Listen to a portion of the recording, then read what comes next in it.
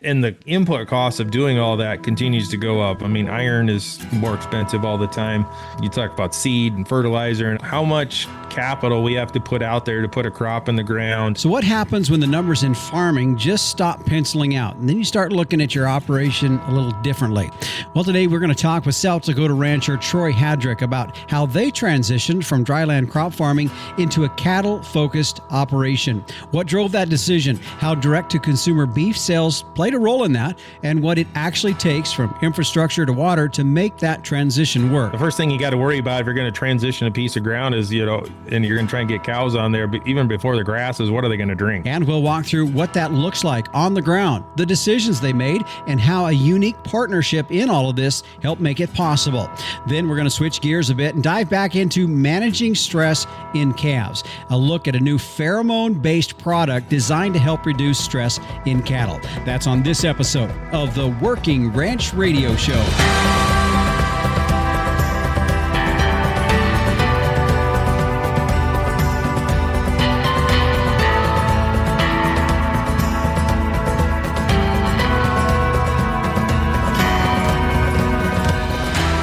Well, life's too short to be doing something you don't really technically enjoy doing as much, and you're having a hard time really making it pencil when there's things you could be doing, and you're finding some profit in it. Hi, everyone. This is the Working Ranch Radio Show, and I'm Justin Mills, and that's kind of the underlying subset of part of our conversation here today as we visit with Troy Hadrick out of South Dakota, talking with him about how they transition their dryland farming operation into their cattle operation. Now, this is the first of a two-part series of programs where we're going to be talking with Troy this week from the dryland farming perspective, but then we also have a guest coming on where we're going to be talking about how they've transitioned. They've been doing this for quite some time into grazing crops under a pivot just for farming purposes and grazing livestock under those. That's coming up on next week's show. So we're going to kind of cover this whole concept in two shows. So that's what's coming up here this week and next week. Also on this week's show, we're going to be talking about a new pheromone product that is on the market. Now, we've heard of the pheromone products that we can put on the livestock to bring down the stress level in the cattle. This one's a new product in there. It's a little bit different makeup in it. So we're going to talk about and hear more about that particular product. And then, of course, meteorologist Don Day will be in as we take a look at our long-range weather.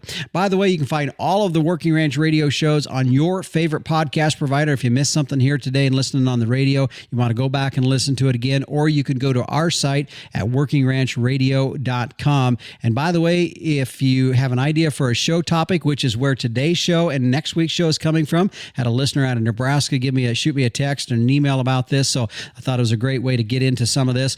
Send me an email at justin.workingranch@gmail.com. And by the way, if you're listening on a podcast of some sort, be sure to leave a ratings or a review comment. That's always helpful as well. Now, one more thing, that is the latest issue. It is the April issue of Working Ranch Magazine is set to hit your mailbox here about any time. In fact, I was noticing on this past week's social media page, which, by the way, how many of you follow Working Ranch Magazine on Facebook or Instagram? But they had posted out there that the April issue was headed your way. Be on the lookout for that. And if you don't have a subscription, you can pick one up by going to workingranchmag.com, or it's even easier, stop by your local Tractor Supply store and pick one right up off the shelf there. And a shout out here today to the Tractor Supply store in Statesville, North Carolina, in Texarkana, Texas, in Valparaiso, Indiana, and in Vernon, Rockville, Connecticut.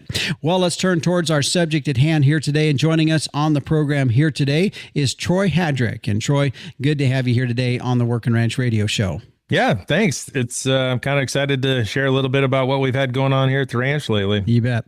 Well, as I had shared with listeners previously, we'd had some interest of folks looking at maybe how do they, if there's some interest of maybe moving away from more reliant or maybe a farming enterprise to more of a cattle enterprise, beef enterprise, how that would look. And it could be a various different things. And we're going to address kind of from your guys' perspective what you did. We've got a guest in upcoming shows that we're going to be talking specifically about guys that have transitioned away from cropping under pivots and running cattle. But in this particular case, as you and your wife, Stacy, you've got 3 children, your cow-calf operation in Fulton, South Dakota. Now, for folks listening, if you're kind of wanting to know where that's at, that sits right off of Highway 212, and it's east of the Missouri River, about 50 miles, north of Chamberlain, about 85 miles, as the crow flies in that, right, Troy? Did I kind of dead on the spot of there? Yep, you're pretty close. Yeah. All right. Thanks to Google Earth, I can really narrow things down. But with your guys' operation, I want to jump into this because I think your guys' transition had more to do with really you saw some viability in your direct beef sales as well. Explain that. Yeah, were very fortunate to have started a direct beef sales business kind of back in 2021. For the last several years prior to that, when we had an opportunity to take over management of the cow herd from my mom and dad, really wanted to start focusing more on carcass genetics. I was trying to find a way that we could generate more revenue with the same amount of land, same number of cows. And I really wanted to start retaining ownership on those cattle, market them on a grid, and try and pick up those premiums. And so we had gone down that path, and we had really made a lot of headway into that. Our cattle were grading really well. We were really happy with the premiums. We were sending feeder cattle down to Kansas, finishing them out down there. And then they were next to the plants. And then we had an opportunity coming out of COVID to start working more locally with a few restaurant group in Sioux Falls. And as that kind of came to be and started to grow, and we were able to continue kind of working through that, and we could really see a future, one of the things that I really wanted to do then was look at how do we continue to grow the herd? How do we do more of this locally? Looking at that point too, we had our kids were in college. Our oldest was going to be graduating within a year or two, and starting to think about him and my other 2 children being the 6th generation on our family. And so we tried to look at what do we do to maybe reduce some input costs, try and grow our cow herd. And it really became pretty clear. It's like, let's figure out a way to take some of this dry land farm ground we have, especially some of this marginal stuff that we have around here. What would it take to put that back into grass? How could we utilize that for feed? We kind of went through a lot of different scenarios in our head. And, but we saw a real path forward in our direct beef sales business. So that's when we started looking at what would it take to turn this back to grass. And we were very fortunate in that moment to find some programming and through a partnership with Ducks Unlimited to make that happen. Mm-hmm. So when did you start this process? I know when we talked the other day on the phone as we were kind of prepping for the interview, it's a multi-generational family ranch or farm that you guys have. But for you guys in terms of this transition, and you talked about, during COVID, you saw the direct beef sales really pick up some speed there. But when did you start to look at this transitioning period, and how long has it been so far? Yeah, just here about 2 years ago, it was when we kind of really started to dive in and say, how could we utilize some of our land differently in ways that, we were happier with? I wasn't excited about farming. It's really not my passion. It's just kind of one of those things that, we raised some feed, we did some cash grain crops, but it really wasn't my passion. My passion was on the cows. And to me, that was kind of a necessary evil. Plus, as you're looking at this 2 years ago, it's like, man, what would it take? We got to plant that back to grass, develop some water infrastructure. There's no fence around some of that stuff, and you start the numbers are starting to climb in your head, and you're like, wow, it's a fairly expensive endeavor. So that was, the thing that, as you're starting to let yourself dream a little bit, the dollars and cents is what snaps you back to reality real quickly. So that's where it sort of sat for a little while. But, you start looking at things like, is there some equip money, or is there some different things like that, some other conservation stuff that we could do? And that's when we, really started to dig through some of these programs that are out there that are trying to do some conservation stuff, and came across this grassland restoration project that the Ducks partners with. It's called the Regional Conservation Partnership Program, RCPP. And that, as we looked into it, I honestly got through it the first time. I was talking to a few people, and I've sat there and was trying to figure out what the catch was, because it just sort of seemed too easy. I think we get wrapped up, or I was always worried, like, you're going to sign up for something that's more like maybe traditional CRP, where you sort of just take the land out of production totally. And I was like, that's not what we want to do. Like, we want to get cows on this land instead of a soybean or a corn. And so that was what was always sort of hesitant. I was like, can we find that program out there? And we dug into this one a lot deeper. We started talking to some people I know that have been familiar with that program, and they're like, no, this is for real. This is a straight grassland restoration project that helps with all of that infrastructure, and it's only a 10-year commitment. And not that we would be looking to, after 10 years, tear this grass up and go back to farming, but it's not a, you know, you hear some of these horror stories about perpetual easements or some of that stuff. And that's not what this is. This is really just a hand up to those folks that want to, you know, looking at some ground that really needs some, you know, be better to have a living root in there instead of being farmed all the time. And so that was kind of how we started down that path. And then finally, just a year ago, about now, we were getting ready to plant grass in there, waiting for spring to show up. And so we got that grass seed in the ground and kind of took our first steps towards getting this done. Yeah. You know, you mentioned something, Troy, and as you were talking about that, it resembles a conservation easement to some extent, but it's not a perpetual. It's not for perpetuity. And I think that would be the main difference in that. So it has some resemblance to that. Quick question here.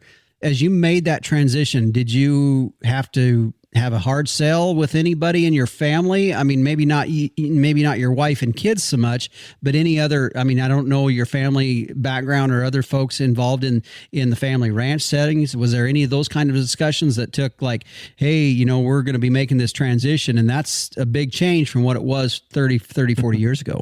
Yeah, really, you know, we were fortunate. It was just needing to work with my mom. Dad passed away about 5 years ago, and so he wasn't around. Mom still lives on the ranch out here next door to us, and so just kind of had to go to her. And you know, she's kind of been down this path with us of developing this beef business and understands and has seen it grow from the very beginning. So no, just kind of talked to her, and you know, I think just a lot of it just centered around, is this the right decision for us? Like from a financial standpoint, short term, from a financial standpoint, long term, are we doing what we need to do here? And so we just kind of walked through that stuff with her, which was good for me too, to just, you know, say it out loud to somebody else besides my wife, and walked through it. And we said, yeah, you know, she had a couple questions, and I said that those are great questions. Let's double check on those types of things.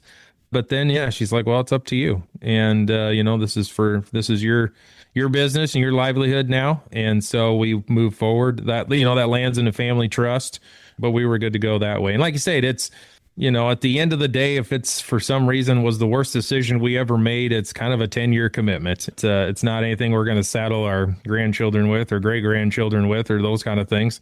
But for right now, and what we certainly see for the next 10 years, is this was a really good decision for us. Yeah.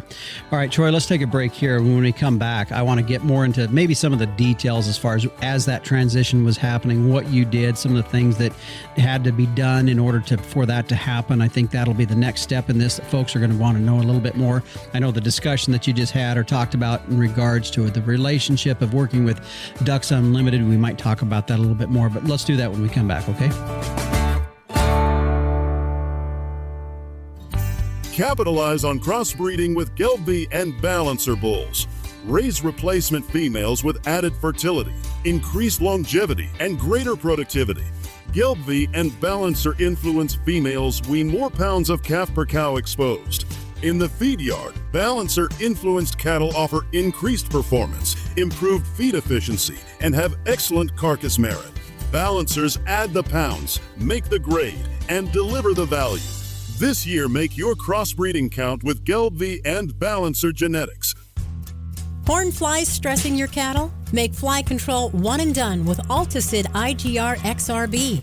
Alticid IGR XRB delivers season-long horn fly control from a single application bolus, providing up to 195 days of relief regardless of mineral consumption or location. It breaks the horn fly life cycle with no impact on beneficial insects, giving you flexible, consistent control. Learn more at cargillanimalnutrition.com/Alticid bolus.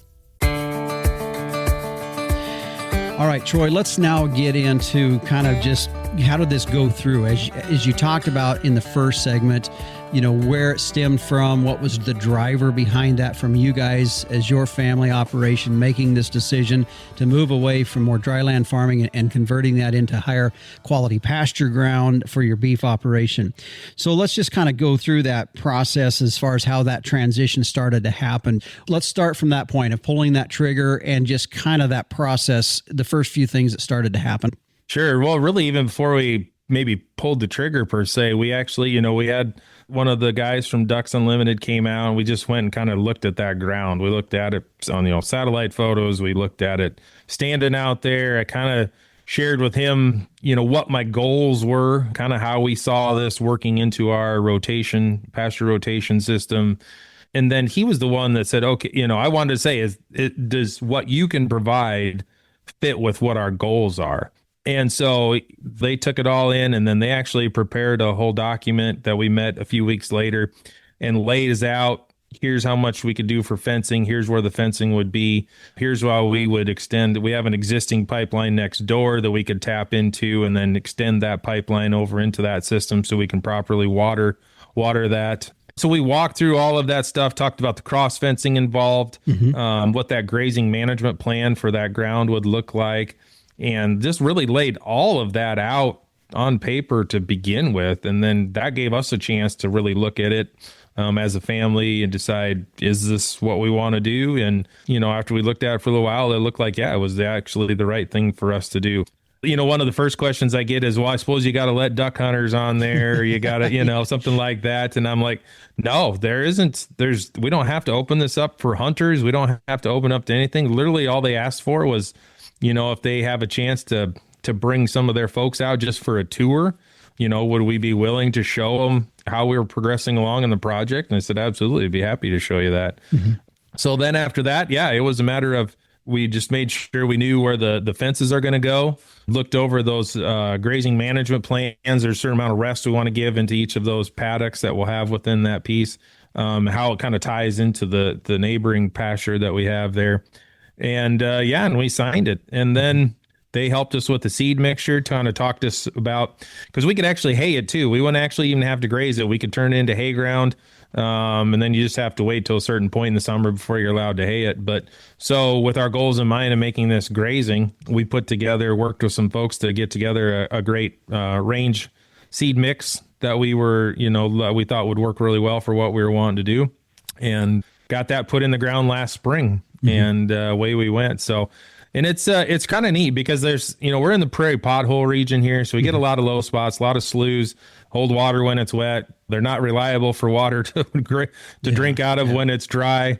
But when it get wet, we have a lot of sloughs in that piece there that it'd fill up and then they'd run and it'd cut channels through the dirt, and so you get a lot of erosion that way. And so, that's one of the things I'm really probably excited about at the beginning here is how's that going to kind of change the hydrology of that little piece of ground? Or once we have grass everywhere, will that fill those sloughs up as much? I think it's going to change a little bit because it's going to be harder for that water just to go to running. So, but that was kind of how we got started with those guys. And we got it planted last spring, and we got some really timely rains. And one of the great parts about it too is we get 3 years of CRP rental rate on that ground to let that grass establish. So that's one of the biggest keys in my mind of what makes this program so inviting is we know we got to give that grass a chance to come up, get established. The last thing we'd want to do is get out there too early.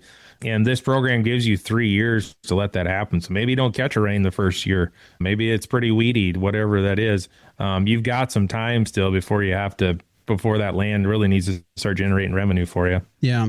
Troy, you talked about as you've migrated away from less farming, have you divested of all the farming on the place? I know you talked about you having to plant grass seed and some range mixes. So I'm assuming you probably have some equipment that you're doing that with. But in regard to the scale of your farming operation definitely has come down. Have you divested of some of that equipment or operation? How's that look? Yeah, we're the little bit of farming we have left to do right now. We're at about 300 acres is all. Some of the other farm ground we've got it into hay production. So we don't own a planter. We don't own a combine. We don't own a sprayer.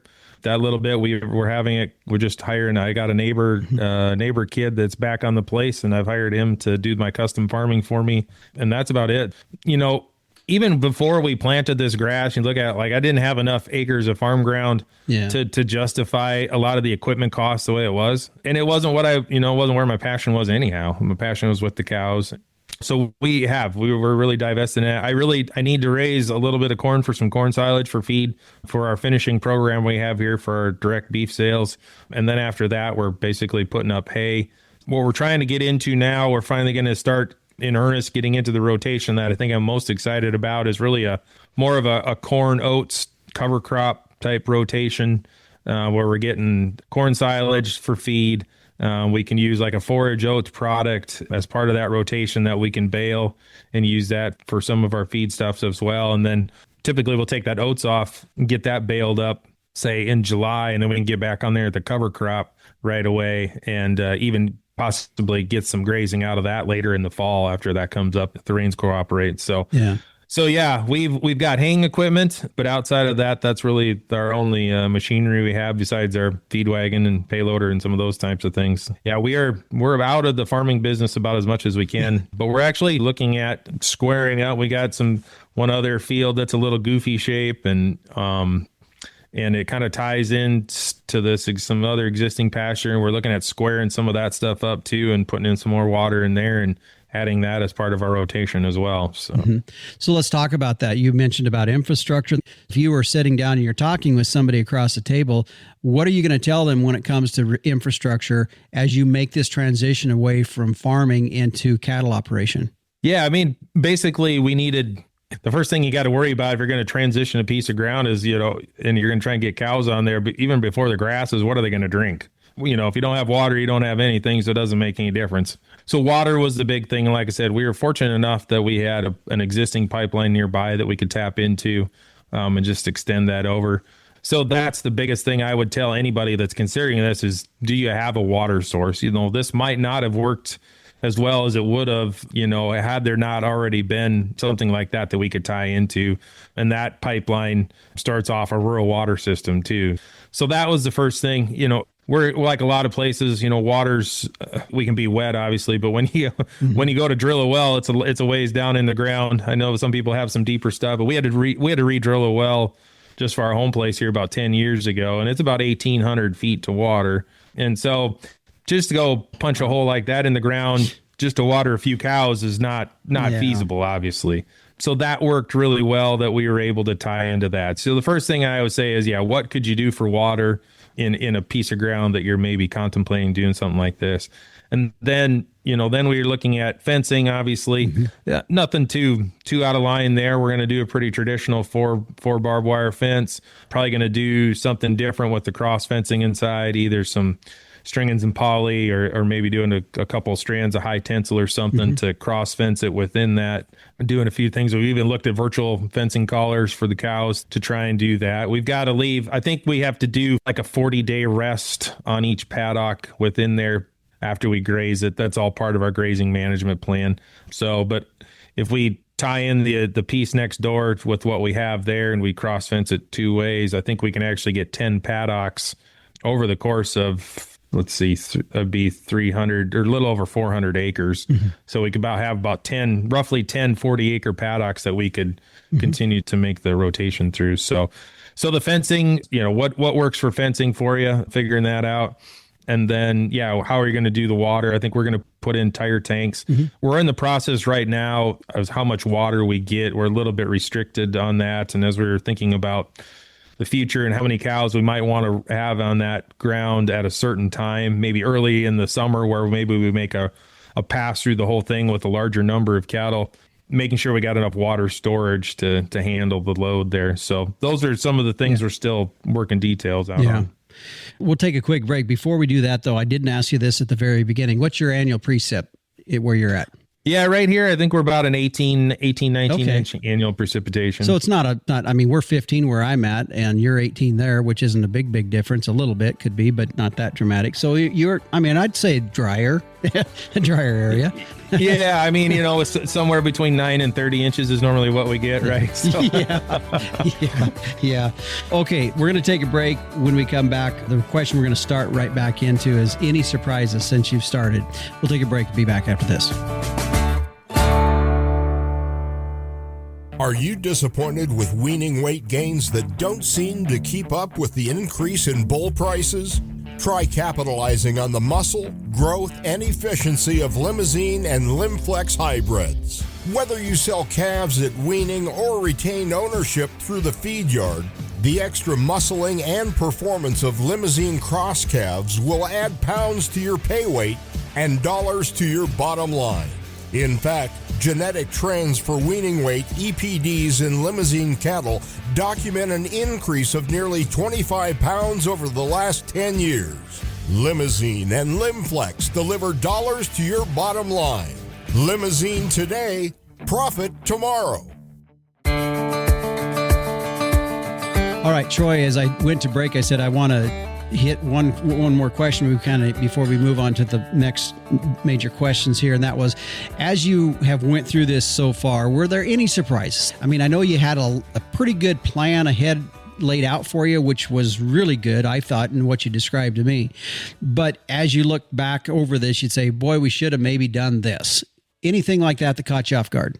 You know, so far, nothing negative. I think what surprised me the most, though, is just, well, one, we got lucky last summer after we planted it. We caught some really timely rains, and it came really well. We were going to do some mechanical clipping of the grass to try and stimulate it. And honestly, we kept catching these little rains, and it was coming so well. I really hated to get out there and do anything, because I thought, man, if I can't really see if there's some water standing somewhere, and I really hate to rut this place up right after we get it planted. So I was hesitant to go out there. So it got left till a little bit later in the summer, really into beginning of fall, before we got out there, and we kind of did a little bit of weed control, but there really wasn't that much to do. The grass came so well that I was really surprised how well we got along. And they'd kind of warned us, this can look pretty ugly in the first year, depending on how much rain you get or all these different things. So I think we were prepared for the worst, and we're very pleasantly surprised about how well it went.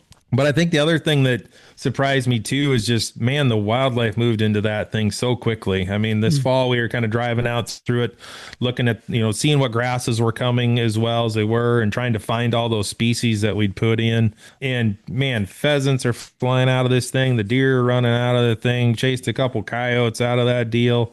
The other day I was up there, we were looking at how we were going to do some of the water infrastructure this summer, and kicked up a bunch of grouse out of the deal. So, I mean, the wildlife figured it out real fast. The ducks guys are probably disappointed. I don't know if we saw any ducks, but but it's, I think what I appreciate the most is, they talk about, if we have cows on the land, we know the wildlife, and, obviously they're hoping for some good nesting ground for ducks. We hope that's the benefit. And it's like, man, in the first year, we are already seeing that. And that to me is really exciting.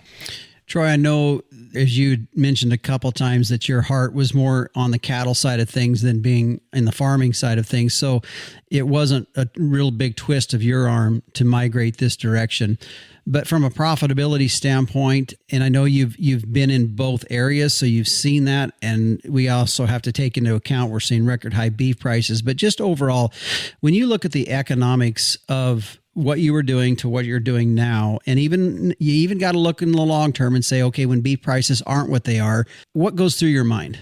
Yeah, I think when I try to look at it objectively, there's a couple things that I continue to come back to. Is from an overall standpoint, agriculture across the globe, I see more and more places that can grow corn, more and more places that grow soybeans. We know wheat you can grow about anywhere on the planet, and everybody's corn kernel and everybody's soybean pod, they all look the same. And the input cost of doing all that continues to go up. I mean, iron is more expensive all the time. You talk about seed and fertilizer, and I look at our stuff and I'm like, how much capital we have to put out there to put a crop in the ground. And that's not us even owning the machinery. Right? That's just kind of doing the custom hire. And I'm like, man, and then it's kind of razor thin on, are we going to catch a rain?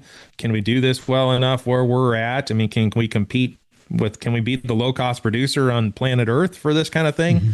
And my math says no. So what do we do that we're good at? And for us, it was beef cattle and raising beef that grades really well and that we can sell for a premium. And so the fact that we can direct market our beef and being able to do more volume in that every year and knowing that we can kind of set that price and not have to go to an auction and, kind of hope things fall in our favor gave us a lot of confidence that, this is going to stay a steady revenue source for us, the cattle. And I think this beef market's going to be good for a while this time, but we know it won't be there forever. But that did give us the confidence that we know a certain percentage of our production is going to go into a market where we're setting the price moving forward, and we think we can grow that too. Yeah. So that's where the economics fell for us. Troy, I want to go back to Ducks Unlimited a little bit, and I've got two questions with that. First of all, would be it might make some folks nervous to have to partner with an entity that's not agriculture based. Okay. A lot of the different animal conservation type groups. Was there any reservation from your standpoint or any of your neighbors? And certain areas are a little bit more open to that than other areas. I think there's some areas that would be like, no, really hands off on that deal. But from your standpoint in that whole context of things, were you comfortable making that move and working with them? And was there any reservation? Yeah, and that's a great question, and you do need to do your homework. I mean, I think we've all heard some stories over the years of things that don't work so well, or what's the ulterior motive with this? What's in the fine print that you're going to miss out on, something like that. I think what gave us a lot of confidence in that is that we worked with a local guy that works for Ducks Unlimited. His kids went to school with my kids, so it's a local person living here that was helping us through the project. This is his community too, so it doesn't do him any good to try and pull a fast one on us and kind of mess things up for the community. That word's going to travel fast on that deal. So that, and I had some other folks, friends of ours that are in the business too, in livestock, raising cattle, that had also kind of started down this path. And we actually kind of talked and we tried to figure out, hey, what are we missing here? What's the catch?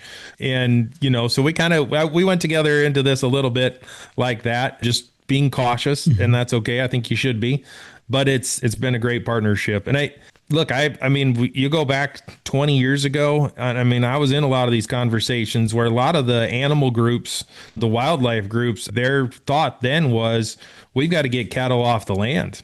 With our wildlife can't be competing with cows, and this is how we're going to save the wildlife. So not all of them probably, but for the most part, several of them have really changed their tune, and some more than others, probably. Yeah. I've seen that shift. And really, because of that and because of the people we were working with, we knew them, we were confident to go into this partnership together. Yeah. Troy, just as we kind of wind down here, I'm thinking to myself, as folks are listening to this, if somebody would be looking at wanting to move away from more of a farming intense operation to more cattle centric type operation, what advice would you give them? And then kind of in a side note of that, could they do that without the help of Ducks Unlimited? Yeah. So I think you really got to think about this in the context of your whole plan. I think you got to have goals. I think you really got to think about, where do you want to be in 5 years, 10 years, 20 years? Really dive into some of that kind of stuff in your head and make sure you're really comfortable with all that. That would be my biggest piece of advice, is just kind of have a plan, and not for the next 6 months, but maybe for the next 6 years and the next 16 years. Mm-hmm. If you get comfortable with that and you're confident in, where you want to be, we know there's going to be bumps along the way. There's no doubt about that. But then can you do it without ducks or some other program? Maybe you can, but it's going to be hard. I have to basically pay rent on that land to my mom. Mm-hmm. That's her retirement. And so that, for us to, we can't just idle it. I can't just sort of pay the rent on that for 3 years and don't get anything out of it. That really wasn't an option for us. So maybe it is for some. Maybe your family situation or the ground you're talking about is in different fashion. But even if it is, you start adding up what it costs to put in a mile of fence and what it costs to put in a mile of pipeline and tanks and all that stuff. And, it gets really expensive. So some people probably most of them, that's going to be a little more hardship than you want to take on. But I think the great thing is we're sitting in a point in time, maybe is the best way to put it, where conservation's getting a little bit more, some better headlines and some more goodwill out there. And I think if that's the case, then take advantage of it. Go out there and make those partnerships. I think it makes the livestock, the cattle industry look that much better when we partner together on those things. It gives a lot of confidence to our consumers that we're doing the right thing out on the land. And the restaurants that we sell our beef into, when we started talking about our partnership and doing a grassland restoration project, like they just light up. And I would tell them like, hey, this is because you guys have committed to buying beef from us. And I'm like, so you're playing a part in making this happen on our ranch. And they really light up and take a lot of pride in that as well. So yeah, you can, I'm sure some people can do it on their own, but if that's not where you're in your specific case, if that doesn't work for you, then start looking, start asking questions. There's a lot of things out there that, and you can probably find one program that's going to at least assist in some fashion and help you reach your goals all at the same time. Yeah. Troy, as I told you before we started here today, I wanted to make sure we left time here at the very end for you to talk a little bit about your direct beef enterprise that you have. So I want you to just kind of brag about your outfit a little bit and your family and your direct beef sales. Yeah, like I said, we started back in 2021. We kind of got to know some restaurant owners in Sioux Falls. And long story short, after we weren't really trying to do a sales job on them or anything, but just they wanted to learn more about what it was like raising cattle and where beef comes from and their steakhouse. And so after a lot of those discussions and just kind of becoming friends, they kind of came to us and said, hey, what would it take to buy beef directly from you? And it was always something that we were kind of excited about. We had a lot of years of carcass data. And so we did a 10 head experiment with them basically that very first year. And it worked really well. We both saw things on their end and our end that we needed to like, hey, we can shore these things up, improve this here and there. Like this is really going to work a lot better, and kind of off to the races we went, and we've added restaurants now. So for the last 2 years, we've kept 2 semi loads of fat cattle here in our home county, eating homegrown feed that would have typically been shipped down to Kansas as feeder cattle. So we're growing. We honestly think we're probably either this year or next year, we're going to double those numbers. We got some other opportunities that are coming down the line. So, and because of that, it allowed us, our son graduated from South Dakota State University with his animal science degree last spring. We got him back home on the ranch now, helping us with this endeavor. And so, yeah, we're really excited about where that is for us in the future, and looking forward to seeing, how this thing continues to grow.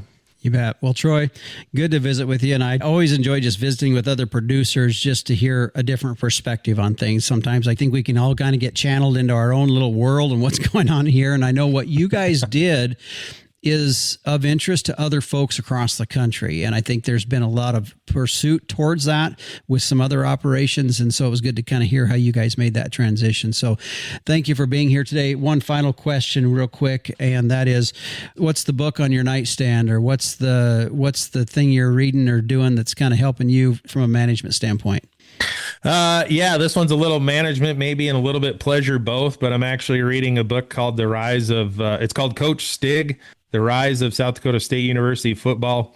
Coach Stiglmeyer he started as the coach at SDSU football when I was going there, and retired when my son was about the same age in college. So as a farm kid, grew up in Selby, South Dakota. Faith is a huge important driver in his life and in the world of college sports, where everybody's off to the next opportunity every 12 months. That guy coached for 29 years and won 199 college football games and sending kids to the NFL. And it's a great story. The guy is incredibly humble and grounded, and I'm been fascinated to look into get a little peek inside of his mind. You bet. Well, Troy, thanks for letting us get a little peek inside of your mind here today. Appreciate you being here on the program. Yeah, you're very welcome. You bet.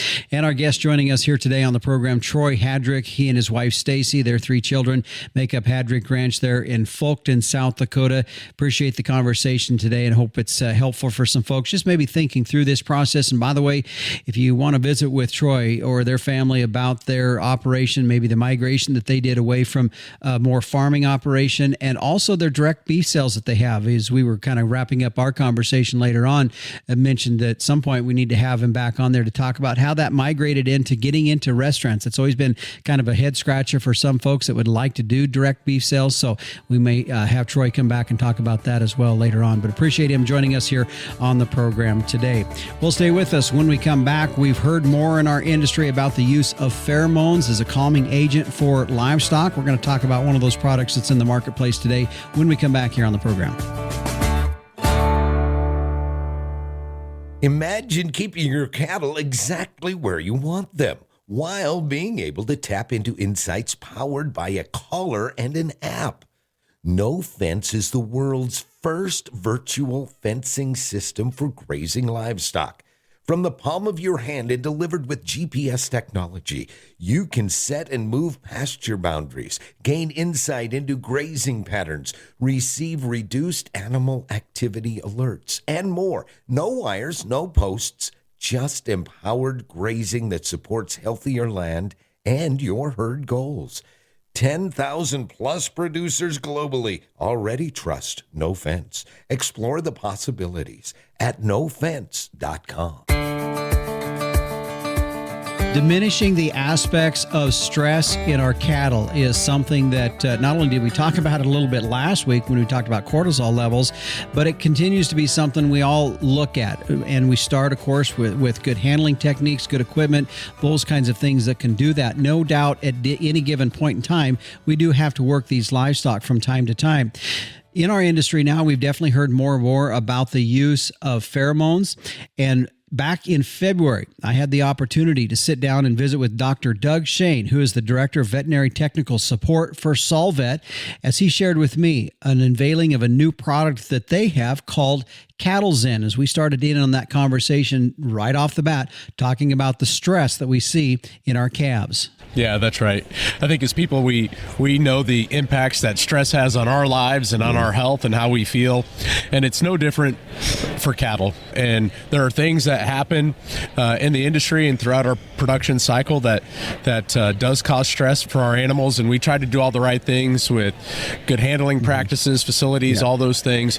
But we're really excited to bring a new product called Cattle Zen to the market to try to take a new approach and add an extra tool in the toolbox for ranchers as they try to help mitigate stress for their animals. I think the thing with this, and maybe more explanation is helpful, it's a dual pheromone technology. We've heard of pheromones in our industry here more in recent years, but explain that concept in there and how it is not necessarily a medical thing as much as it is more of a natural type product. Yeah, that's right. So all mammals communicate through what we call sociochemicals. So smells that elicit some sort of a response in the animal. And that's how these pheromone products all work. The animal smells the pheromone and that elicits a response.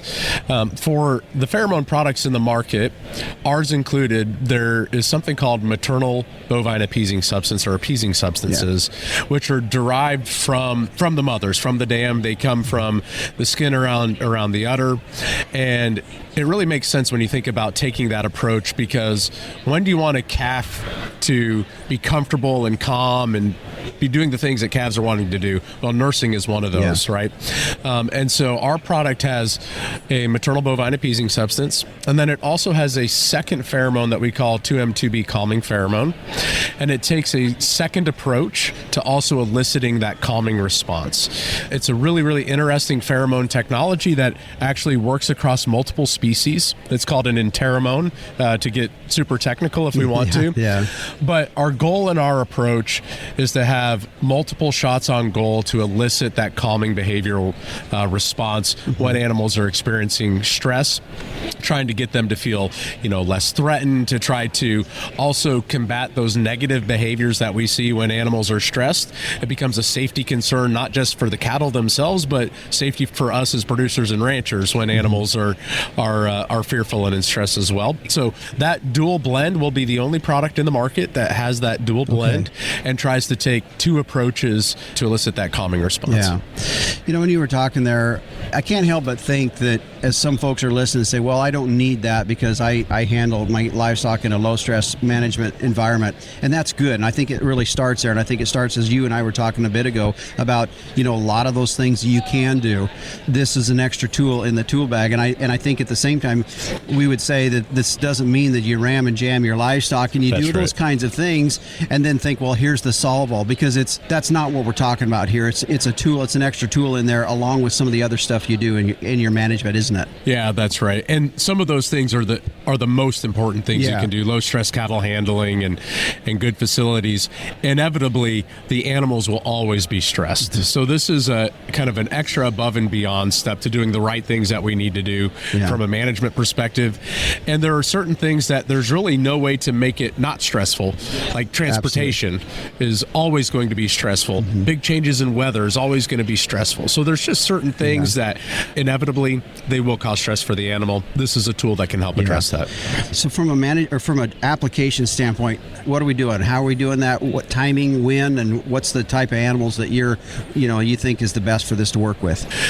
The biggest thing is applying a product that's intended to help mitigate stress either before or early into a stress event. Okay. And that's one of the biggest things that we want to make sure that we're talking about. Of course, anytime you're working animals through a chute and handling them, that'll induce some stress. So we recognize that, but getting it done early. Weaning is, of course, a really obvious time, particularly for our calves, because when they're getting separated from mama and and we're getting them weaned, that does induce stress. So weaning is an obvious use case. Transportation is another great opportunity. Big changes in weather, commingling or mixing of animals as well is another really big time as they go to sort out a new social hierarchy and they don't know all the other animals that are either in the pasture or the pen with them. That's another really important time to help address stress as well. The product, as it's applied, ours is a more concentrated pheromone, and we have a single site of application. So we're only giving a 5 milliliter dose to larger calves, and it's going on the skin above the muzzle. So kind of there on the head, and it allows the animal to be able to smell the product off of themselves, and they'll still smell it off of each other, but putting it where that they can smell it off of kind of their own head. And it's a nice single site application, 5 milliliters, a nice volume to try to work with, and something that makes this product very usable and have some advantages. You talked about a little bit ago in the fact in it being a dual pheromone technology.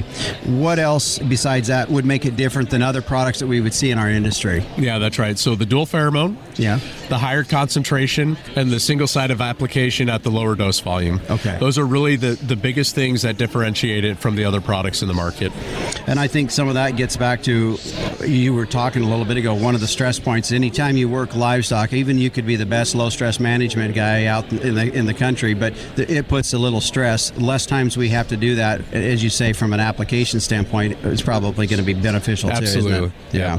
So as we talk about the product here, if folks are wanting more information on it, where do they go? That's great. So everybody can visit cattlezen.com, and there's great product information out there, and it helps list the folks that we're working with for distribution access and trying to purchase. People can plan on being able to buy this product pretty much anywhere that they'd buy their animal health products. So it'll be available through all the major animal health distributors, as well as a lot of our regional folks as well. And that process is ongoing to get it loaded into all the locations that people can purchase, but they can expect to purchase it just about anywhere that they would purchase animal health products. As you have no doubt distributors, or whether it's veterinarians or different folks in our industry, that you guys have said, okay, here's the product, let's run this through some trials. That's right. What have you heard from that standpoint? Yeah, so our trial work on this product so far is looking really, really good. We're seeing benefits to reducing bawling at weaning time. We have a trial that will be coming out on that. We also have trials. One trial just wrapped up in very young beef dairy cross calves, which looks very promising for the product as well. We'll be looking forward to reporting that trial once it's all the data is analyzed and all of that stuff. As we've talked to people that have tried using the product, we've had people use it that have no experience using a pheromone product, and we have people that have experience using a pheromone product. And what we're consistently hearing from folks is that, boy, it's at least as good as, when we're thinking about the impacts on behavior and health and performance and all of those things, given their experiences, and they really like the other advantages that the product has. So that lower dose volume, the 2 pheromones, and then the people that have no experience using pheromones, they're really pleasantly surprised that they see a difference in their calves. And so the feedback has been absolutely phenomenal. We've sampled out quite a bit of product and had people trying the product just to give it a shot in their operation, but then also on a research basis. And we continue to have really positive feedback. Something that I try to speak to people about is, if we can really think about getting a product like this applied before we have a big stressful event like transport, it has more opportunity to have a really profound impact. Well, I think there's a lot about about the use of pheromone technology in our industry. That's right. Yeah. Dr. Shane, good to have you here today on the program. Again, if folks want to reach out, find out more information, where do they go? They can go to cattlezen.com, or they can go to Solvet's company website as well, solvet-us.com. Okay. All right. Well, good to visit with you here today. All right. Thank you very much, Justin. And again, that was my conversation with Dr. Doug Shane with Solvet as we were sitting there on the trade show floor at the Cattle Industry Convention. Their unveiling of a new product called Cattle Zen. And again, that website for more information is cattlezen.com. We'll be back after this. Fascinated by our wild weather? Now you can learn, appreciate, and understand the weather in your own backyard with the new Tropo Rain Gauge. Having achieved the highest rating of any product reviewed by the WeatherStationExperts.com, the Tropo boasts rugged durability, impeccable accuracy, and precision to the 100th of an inch. Visit MeasureRain.com to order a Tropo today and use code RAINDAY. That's RAINDAY for free shipping and 10% off. Go to MeasureRain.com. Today's Long Range Weather brought to you by Long Range Epernamectin with 150 days of parasite control in just one single dose. To find out more, their website is longrangedewormer.com. Well, turning now to look at our long range weather is meteorologist Don Day. And Don, as we were talking before we started, not a lot to talk about as we look ahead 7 to 10 days out in some ways, because we still see a similar pattern with that illusion block just kind of creating that pattern that we're seeing and have been seeing across the country. Yeah, it's a repeating pattern. This is the 5th time this winter we've seen a polar vortex come into the central and eastern United States and parts of the deep south.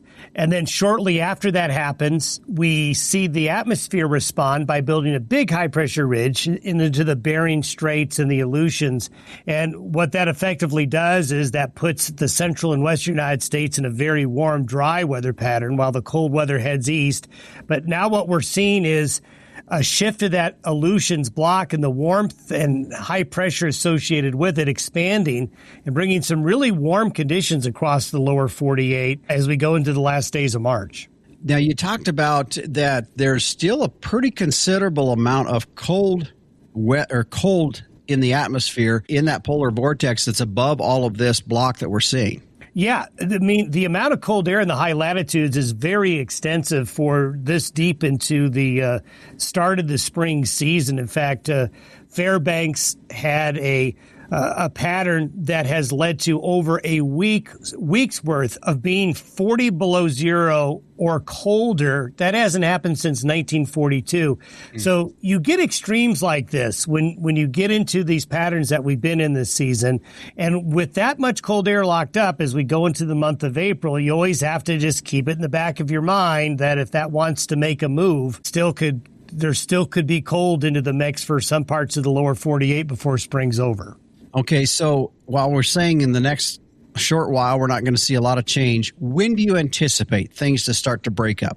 Well, it looks like the first week of April. As we get into the first week of April, it does look like the blocking situation should ease, which will allow a more west to east flow of the jet stream across the northern hemisphere instead of it being so wavy.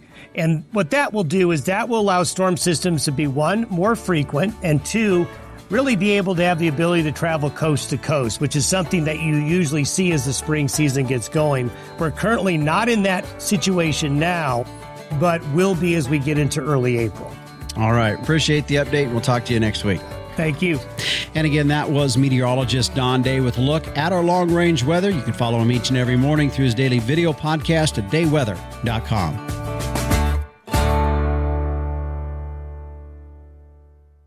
Coming up on next week's program, we're going to be talking with Race King of the Matador Ranch. He's out of western Montana, talking about how for the last 20 years he's been a part of the process of moving away from growing crops underneath pivots to grazing cattle under those pivots. So be sure to tune in and join us on next week's edition of the Working Ranch Radio Show. If you missed something on the program and you want to go back and find it again, you can find all of our shows by going to our site at workingranchrradio.com or your own preferred podcast provider provider. And be sure to leave us a ratings or a review. That is really appreciated.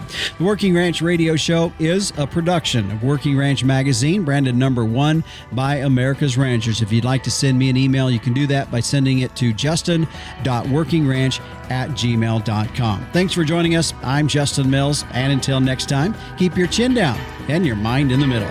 So long.